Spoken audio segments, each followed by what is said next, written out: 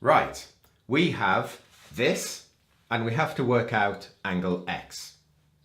Now, it tells you in the question that AEG is a straight line and BEF is a straight line. And that's important.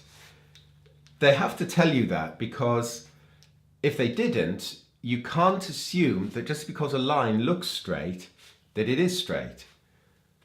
Okay, that bit's straight, A to E, but E to G might be 1 degree off.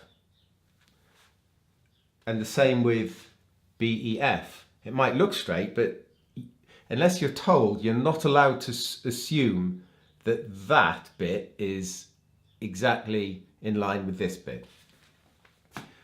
Okay, now these arrows, that means that D to E is parallel to, it tells you in the question, to ABC, not just AB, but ABC is also a straight line, and that's parallel to DE. Okay, so where should we start?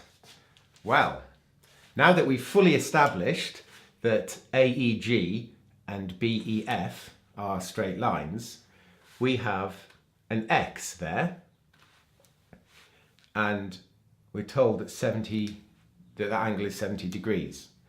So we can use X angles to write in this angle. It's a good place to start.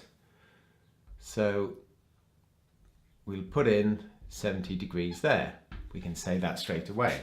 By X angles, what I mean is, if you have two crossing straight lines, then the opposite angles are the same. So that angle is the same as that, and that angle is the same as that. Doesn't matter what the angles are, but that's the same as that, and that is the same as that. That's X angles. Okay, so by X angles, that's 70 degrees. Right. Now, these parallel lines are going to come into it somewhere. So how can we use them? Well, there's a Z there. So we've got 54 here. So let's use Z angles. There's the Z, and that must mean that that is 54. Okay? By Z angles, what I mean is, if you have this pen. If you have two parallel lines and any line going across them, there's a Z, it means that these angles are always the same. By the same token, it means that these angles are always the same. And we've got an X angle here, which means that that angle is the same as that, and that is the same as that. Same here, X angles, that's the same as that, and that's the same as that.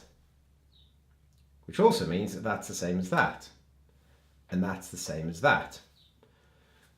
So we've also got an F angle here. Z angles and F angles, kind of the same thing because of this.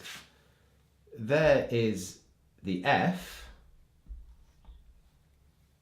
I should remind us that those lines are parallel. That's important.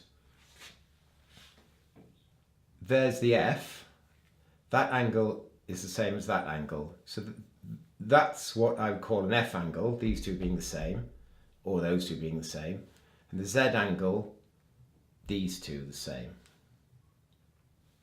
And those two the same. Okay, so X angles and F and Z angles, very important. Right, so from Z angles, we've said that that's 54. So now, we have a triangle. It looks isosceles, doesn't it? That side looks, from the way I've drawn it, to be the same length as that side. But you cannot assume that. Don't go Oh, right, look, that looks isosceles, so it probably is isosceles. That must be 54.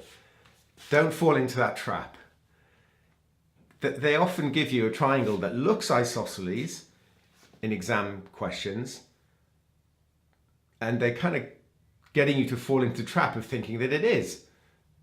But unless they tell you, unless there's a line there and there which tells you that it's an isosceles triangle, you mustn't assume it. So we can't just dive in and go, oh, 54. Yeah.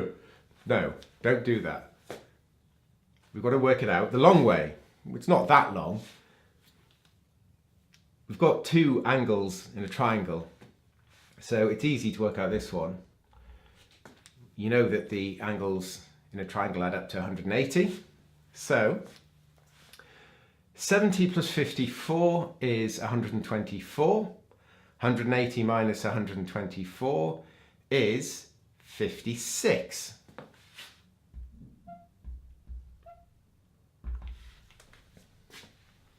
See, it's not 54. Let's just check that. 54 and 56 is 110 plus 70 is 180. Yes, it's correct. Right. So now we can work out x. ABC is a straight line. Angles on a straight line add up to 180. So x is 180 minus 56, which is 124.